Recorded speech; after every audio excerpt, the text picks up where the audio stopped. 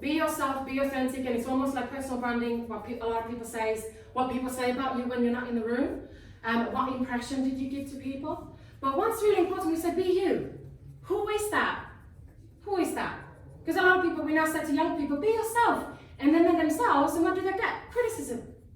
So we have to know who that is, because if you don't know your strengths, especially if you don't know your weaknesses, you will be very vulnerable to what other people say. Or when I think, oh, you always talk so much, God, you never stop. And now I can say, yeah, and what you gonna do about it? So, no, okay, that may not be a very good example, but knowing where you stand, what are your values, how you make decisions, things don't just fall in your lap. Everything that's happened to you in your life has happened for a particular reason. And they've happened to you, I'm sure you all know law of attraction, but you've invited them to you because of the decisions that you've made in your life. Now we have to make different decisions. The better decisions you make in your life, the better quality life you will have.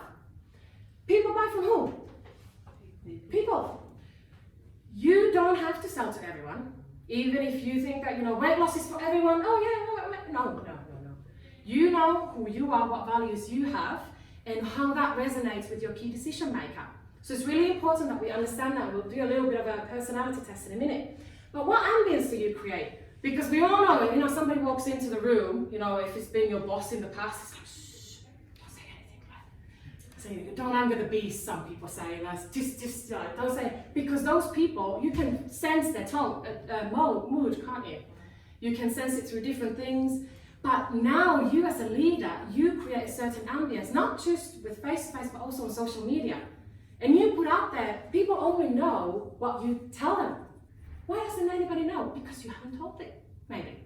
I don't know. But this is very important, and I wish I could spend lots of time on it, but I'm just going to share it very quickly. I'm sure a lot of you have seen this before anyway. But in terms of aspects of communication, this is just a very simple model. We obviously look at words, body language, and tone. These are percentages. Which one do you think is the most visible kind of thing that we most pay attention to? 55%?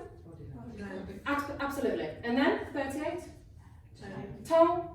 7% is words. They don't remember necessarily what you said, but they remember what? How you made them feel, how you came across.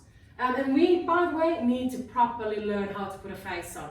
I think my hospitality background, you've got 50 people walking in without reservation to a full restaurant. It's like, oh, hey, what's this welcome? Yeah, sure. And, to smile and at every situation. Like Ross and friends. Yes, exactly. But we have to really learn how to put a face on. We do. And I wish, yes, we have to be ourselves, but one of my biggest learning curves is not what to say, it's what not to say. Yeah?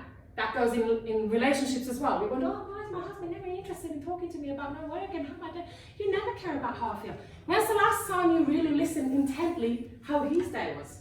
Did you ask more questions about it? We don't do this, don't we?